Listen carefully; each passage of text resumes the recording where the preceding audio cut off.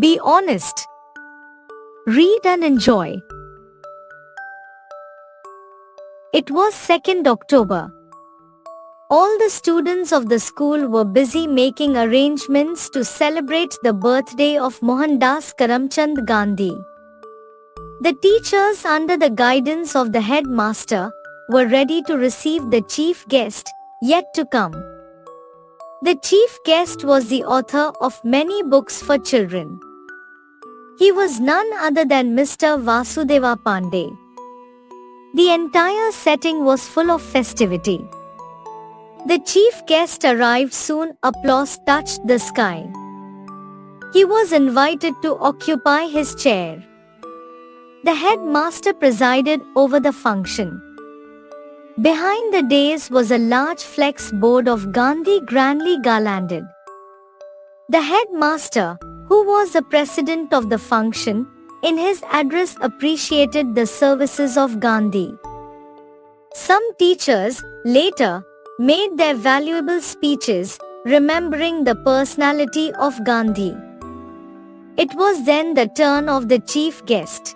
The chief guest, Mr. Vasudeva Pandey, was a man of simplicity. He was regarded as a true follower of Gandhi.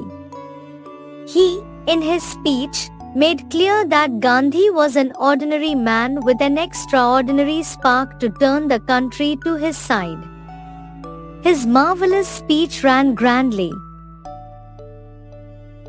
My humble respects to the most esteemed headmaster and teachers of glory, and to one and all of the non-teaching staff, and the Almighty's blessings to my beloved children on the memorable occasion of the birthday of our most adorable leader, Mahatma Gandhi.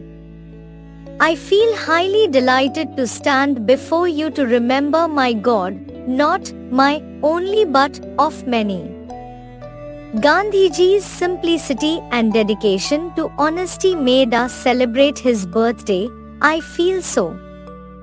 Being simple is not so much difficult for a person, but being honest is almost a fight on the edge of a sword. Even in his boyhood, Gandhiji was honest. I can never forget the incident in his life as he was a student. When Gandhiji was a student, one day the inspector came to visit the school. He entered the class where Gandhiji was.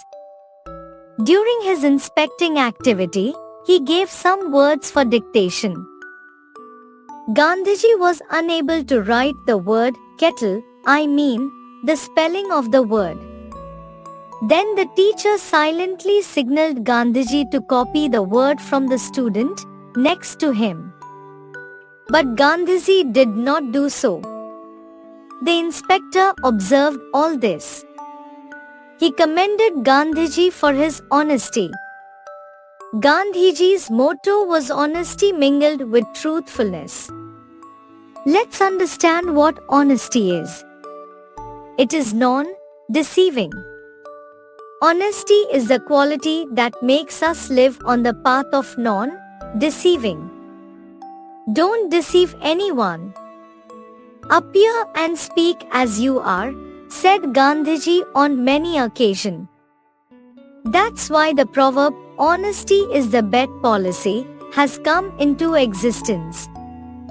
So each and every one of us should be honest along our living.